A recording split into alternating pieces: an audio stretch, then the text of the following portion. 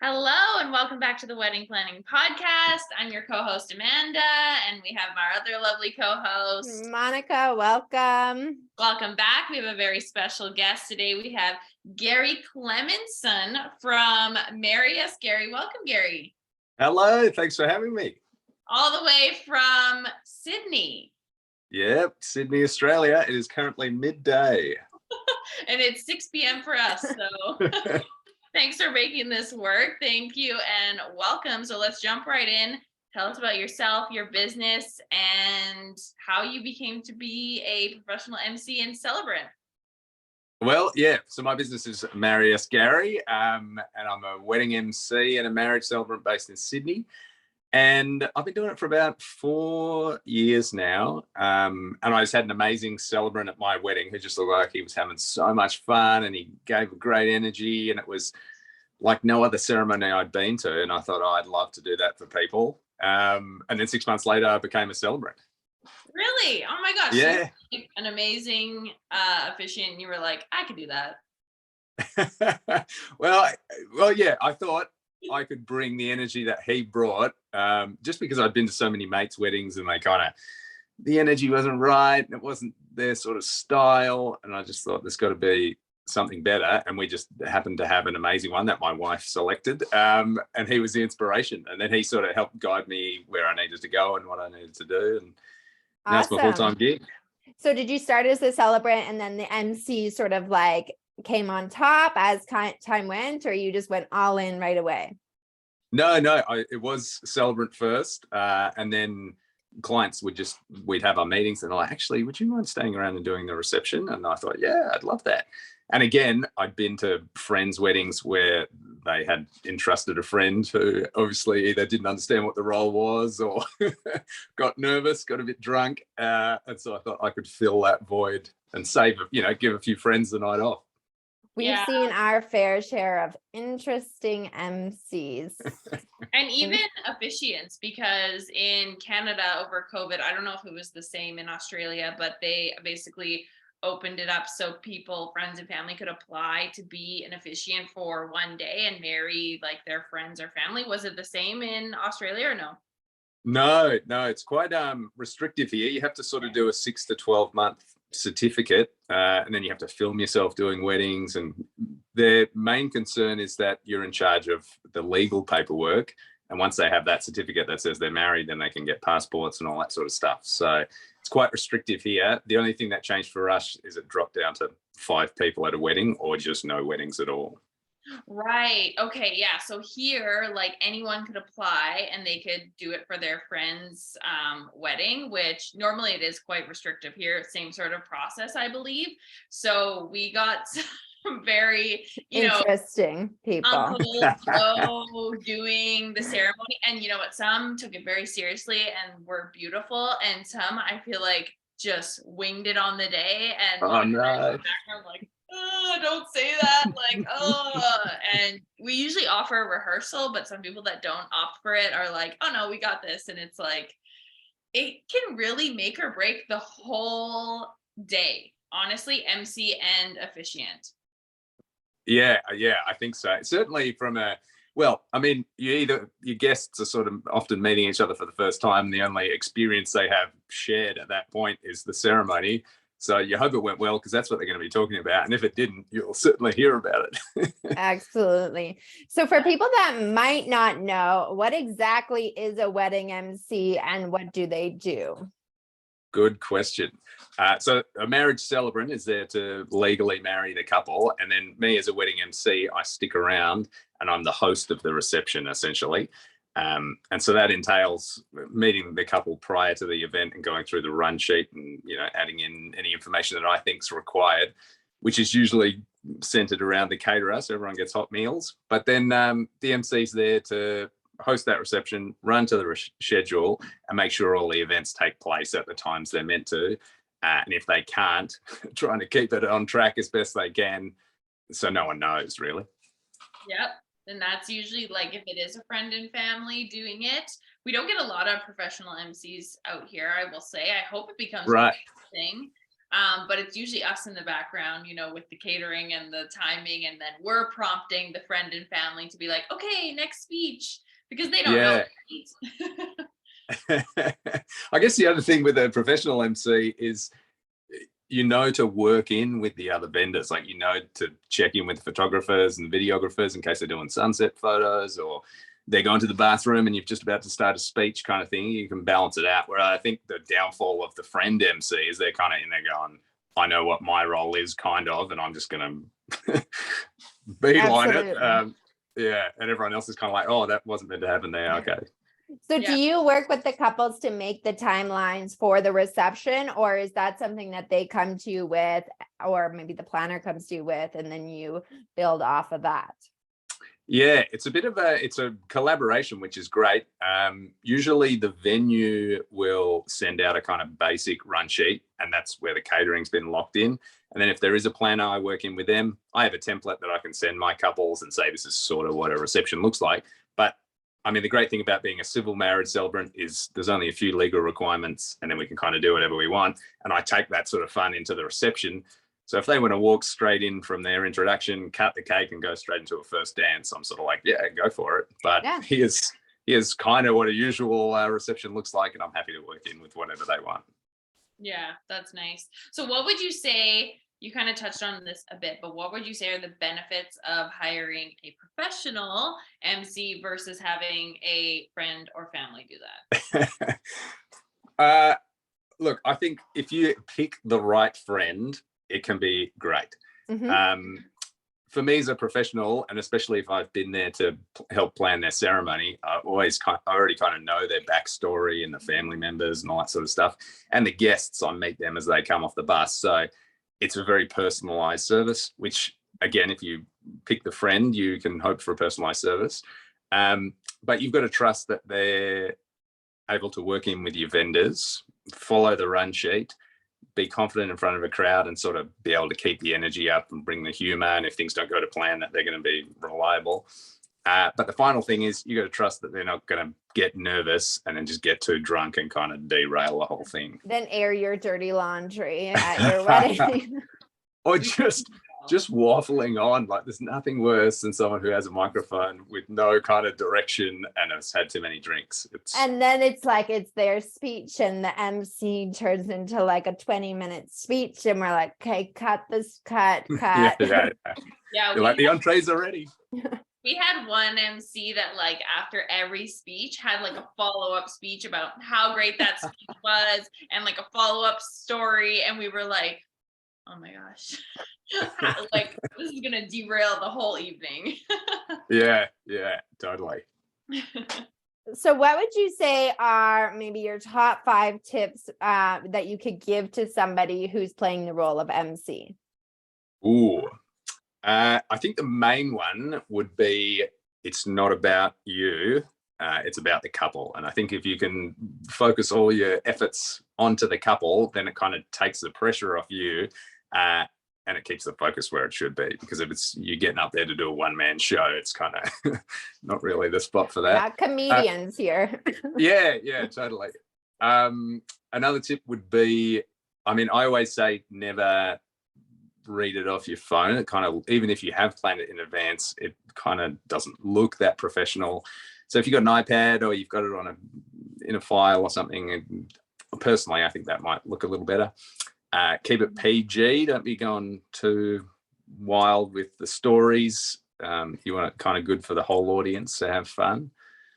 A big thing for me is I just try and keep the energy up, and a good way to do that is to have fun yourself, but also to interact with the guests. So I'm always going around with the champagne and cheersing, that kind of stuff, and make them feel welcome, get Nana a bit of cake, that sort of stuff. Mm-hmm. Do you go in with a plan, or you just kind of like read the room and you're like, oh, I got to pivot here and pivot there? No, I like to plan in advance, and I mean I get the lead in time because I meet the couple to plan their ceremony. Yeah. Whereas here in Australia, a lot of wedding venues will assign you a wedding MC and they don't meet you until the night. And I'm kind of like, well, how personalized can that possibly be? Oh, are they not allowed to have friends and family there, or it's just more common to have They can, but some venues offer it as part of the package, and so they go, oh, well, if there's someone there, I might as well use them. But for me, I'm pretty much on the run sheet. I know who I need to welcome and things like that. But the other thing, I like to introduce each speaker, and in advance I get kind of quirky tips off the family. So when I introduce them, the crowd's already kind of laughing. They know who they are, and it's a warm room for the speaker to get up and have a chat. Absolutely. I got asked to MC someone's wedding once, and I was like, I don't think I can plan your wedding, coordinate your wedding, MC your wedding. It's not for me. I was like, they emailed me and I was like, Monica, someone wants to be your MC, wants you to be the MC. She was like, And I like that too, because I think the energy is so key. Now that you're saying that, I've thought, like, look back on some weddings and it's like, and here's Uncle Sam, and it's just like dead quiet, and the person is like already nervous, and the room is like silence. They can hear them like crumpling their paper, and then they get up there and they're like, well, it's so important. Yeah. And I mean, I'm kind of big on everyone having cheer and being loud and having fun. And I guess that, I mean, people know that when they come to me, so it's not like they're not like shocked. Oh, I thought this was going to be a really formal affair. I mean, it is formal, and I'm professional. It's my business, but you got to have fun. You got to have fun. And so when the couple are coming into the space with their bridal party, and I introduce them into the reception, they're all dancing, and I get everyone up and spinning napkins, and even that spinning of the napkin is great for the couple because they feel so welcome when they come in. But the energy in the room, just with some physical activity, everyone's excited. And so often after the mains, I'll even incorporate a game or something, because then it gets everyone standing again, and that brings that energy back up before the dance floor is ready to go. Yes. Oh my gosh, I wish there were more professional MCs here. I honestly don't know if there are. Do you know of any, Monica, that are here? I don't think there's any here. The one that we had at the wedding was from Toronto, so I don't know. Yeah, we had one wedding this year that the couple hired him from Toronto.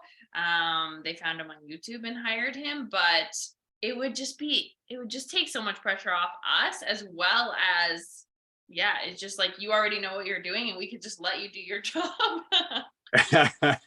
Yeah, I find venues really enjoy it when I show up and I'm like, hey, I'm the MC for the night. And they're like, oh, you're a professional. Great. Because then they can focus on what they're meant to be doing, and I can, run the floor kind of thing. But it's also a good point of contact for other wedding vendors. And I know that, there needs to be time for them to eat, and they need to be set up for photos, and you can't go straight from the cake cut into the first dance if they need to move lights and stuff. So yes. We need more of you here. Book me in, I'll come over. Yeah, that'd be great. So I think you touched on this a little bit, but what are some more details that like a wedding MC should know about the day of the wedding for it to be, an successful event?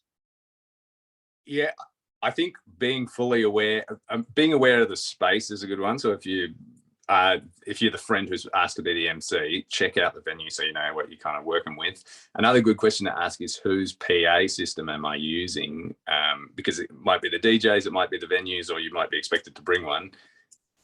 And then how good is that system? Because there's nothing worse than trying to MC 120 people from one speaker in a corner where no one is. It's so hard. It's so hard to get their attention. It's so hard to keep it. So yeah, microphone, I would check out microphone handling. Make sure you know how to handle a microphone close to your chin. If you're telling big stories, don't be using your microphone hand. And then the biggest thing is to know that run sheet and just stick to it, really. It's honestly such great advice, because you would be surprised the number of people that don't know how to use a microphone. They're like all the way out here, and it's like, we can't hear you, or we're like, oh yeah, and it's like, okay, what's going on here? Yeah. And another big part of the role, which I don't think a lot of friends anticipate, is trying to wrangle 120 people who are having a good time and eating and drinking and that sort of thing. You sort of have to time it well. You have to kind of know how to capture the attention. And I guess that's the other big role of the MC, is to focus attention on whatever the event is that's taking place, the cake cut, the first dance, whatever it is. Yeah. 100%. So you kind of touched on it slightly, but what are the important elements to being an MC, and how do you know how to keep the wedding going, however, still keep the crowd engaged? Keeping the crowd engaged. If I look like I'm having fun, they want to have fun as well. The other thing is I greet from the ceremony. As soon as they're getting off the bus or arriving in their cars or whatever, I'm there to greet them, introduce myself, shake them a hand. So then I already kind of have them on side for the ceremony. So by the time we're at the reception, if it's a different venue, I'm there again as they arrive to say hello.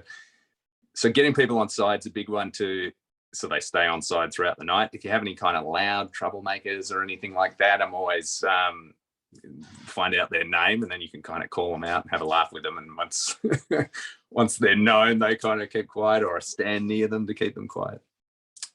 What was the question? That's okay. What are the important elements to being an MC, and how do you know how to keep the wedding going, however, still keep the crowd engaged? Yeah. And I guess that's another big thing with structuring. I try and get speeches out of the way, not super early, but usually before the entree. I'll try and get the parent speeches done, and then between entree and mains, the bridal party, if anyone's speaking for the bridal party. And then after the mains, that's a good time for the game, which brings that energy back up, the couple's speech, and then into the cake cut, first dance, father-daughter dance. And then if the dance floor starts to thin out, that's when I'm usually like, hey, everyone, back for the bouquet toss. And then that kind of brings the energy back up again. And then just other fun, quirky things, like when I do the cake cut, I've never really kind of known what to do on a cake cut. So I get them kind of like a birthday. They put the knife in, everyone yells and screams, it's great. And then when the knife hits the bottom, they turn to the person next to them and give them a big pash, and that's the audience as well, a big kiss. Oh, fun. And so that's often fun, because then people start looking at the person next to them, and then, I say, you can move seats if you want to. So fun, essentially. Fun is the way to keep the energy up. I mean, that's in the kind of receptions that I run. Yeah. I'm curious, what's your opinion on speeches? Do you think they should all be done at the same time, like in like a 30 to 45-minute block, get all the speeches out of the way, or you think like between courses is a better plan of action? Yeah, I think break them up. I think it's like, not like dinner and a show, but if you can break up the activities, then people get a chance to mingle. They can come back to their chairs, they can mingle again. It just kind of keeps the events. Otherwise, it's too big a chunk, kind of eat, speeches, dance floor. I don't know. For me, that I try, and some couples might want to do that way, or they might not have many people making speeches, so they just want to put all three together, or however they like it. Just like doing, because some people are like, we want to let our guests eat and then we'll do all of our speeches like after dinner, or were you like 100% like your way is like through courses you think is best? I think through courses, definitely. Okay. And I mean, sometimes the run sheet comes to me and they just have a sort of 90-minute gap between the entree and the mains, and I'm kind of like, well, there should be something here, I think. Otherwise, the other thing is, if you leave the speeches till later, that's when everyone is ready to hit the dance floor, and they're already full of booze. So the attention isn't really on speeches at that point. And do you feel that same way if they do like a buffet or family style dinner as well? Do you like hit the speeches like a bit before and a bit after kind of thing? Or that's not really a thing there? Buffets. No, it is. But I always try and just leave the couple speech for after the mains. Couple speech, cake cut, first dance, and then we're on the dance floor. Yeah. Unless there's a dessert in there, then it's kind of cake cut, back to the dessert, and then the first dance floor. Yeah. But if I can break up meal times with activities, I'll definitely try and do it. What would you say, like, what are your top games? I'm curious, because people always ask us, and I'm like, people do the shoe game here, like that one, but what are your suggestions for couples when they're like, we should do some games? Yeah. It was interesting during COVID. The dance floors closed here, or you're only allowed 20. So couples started to shift a lot more into games with varying levels of sort of preparation time. So there's the shoe game. I'm not a huge fan of that game, but a good alternative to that is heads tails, which is where similar you ask questions. Who has the cleaner car? And if it's the bride, you put your hands on their head, and if it's the groom, you put your hands on your bum. And then like the audience is putting their hands, or the audience the do, yeah. No, Okay. The audience. I've got the answers off the couple, so I ask the audience, and then if they lose, they sit down, and so by the end, it's just a couple of diehard fans of the couple still standing. Usually, like a random aunt or uncle or someone complete blow-in, and then they win a prize, which can either be each person can win the kind of flowers off the table at the end of the night, or a drink at the bar, or whatever it might be. Yeah. I love that one. That was like fun and so interactive, because the shoe game, you're just like watching and everyone's like, ha ha ha, cool. Yeah. So it's everyone standing and sitting and laughing, so it kind of raises that energy again before the dance floor. Another one that I've done, which was called the paddle game, and there was 10 people on the bridal table, and they printed off a paddle with the person's face on. Oh, yeah. For each table, and then the questions were asked, who has the most university degrees or whatever, and then the table had to decide whose face would appear. Nice. Fun. Again, that bit of prep. And then the biggest one would have been Family Feud, and they had the board, and there was like stuff getting revealed, and they had the buzzer buttons and all that sort of stuff. That's incredible. Wow. Yeah. I probably wouldn't recommend that one. That looked like it had a lot of prep. Excuse me. Yeah, that's a lot going on there, but that's cool. I've never seen anyone do Family Feud here, so maybe we should suggest that. I definitely felt like a game show host. Oh yeah, that would be so fun on your end. That'd be cool. So what other services do you offer in terms of, what else do you offer under your business? So Marry Us Gary I'm marriage celebrant. And then if you want, I can stick around and be the MC for the reception. Excuse me, I'm losing my voice. All excitement. Yeah. And then I also offer, because I've seen so many people, the friends who've been asked to MC and then kind of derailing. So I've got a starter kit for them, which is free, and they can sign up, and it's just kind of a bit of information about what to expect as the role as the MC. And then I sell a script and a workbook for the friend who's been asked to MC, just to give them some guidance for the day, and pretty much my script that I use on the night, and they just have to tailor it to specifically who's speaking and all that kind of stuff. Yeah. And then also on there is the next step. If you're a celebrant or officiant and you want to become a wedding MC professionally, then it's like 14 videos, workbook, template run sheets and questions for the couple, the MC script, and then all the kind of rules of those games we've mentioned, and then things to send to anyone who's making a speech about, try and keep it to 3 minutes, keep you close to your chest so you're not waving around, all that kind of stuff. Oh my gosh. And do people have to hire you as a celebrant to get the MC add-on, or you do that separately as well? I do it separately. Often if you want to book me in peak season, it'll have to be for both. But if I can make it between a reception and then come and be your MC, I'd love to. And I approach that as if I had done their ceremony anyway, because often people might want to get married in a church and then have someone MC their reception. And so I still ask, kind of, give me a bit of your love story, because often at a church wedding, you don't get to hear much of that anyway. So then I can kind of work it into the reception. I'm definitely going to refer, because I feel like most of our couples have family and friends do their emceeing. So I'm going to be like, here's Gary's link. You want it to be a successful event. I feel like it'll help us so much as well, and prep them too, because we only have so much time to prep people. Like, we usually do it during like the cocktail hour. The MC comes to us because everyone's like mingling. So we're like, hey, here's the rundown. This is what we need you to do. Like, we're not professional MCs. We're wedding planners. So Yeah.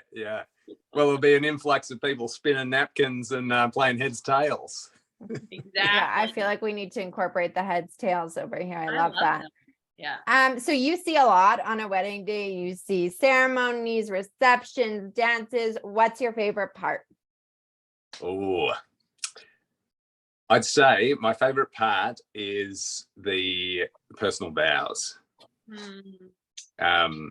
Yeah, I love that because they're so varied. I mean, I give a little bit of guidance to the couples, and I usually say you can send them to me if you're keeping them secret, and I can kind of let you know if you're on the same page as far as length and tone.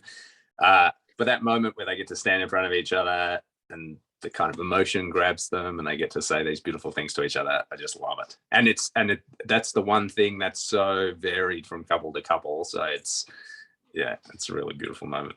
And is there specific advice that you give to your couples on writing their personal vows? Because we have a lot of couples that are so nervous. They're like, I don't know what to say. What if his is longer? What if mine's not funny? Like, I always say set it to kind of 300 words and sort of agree on whether we're going sentimental or sentimental and fun. And I would always err on that side. And then I say it's pretty much, I love you because of this. I promise to this, and our future looks like this. And then I say, send them to me, so I can, let them know if someone's written a novel and someone's written a few sentences. But then I can print it off for them on a nice card so it looks nice in the photos during the ceremony.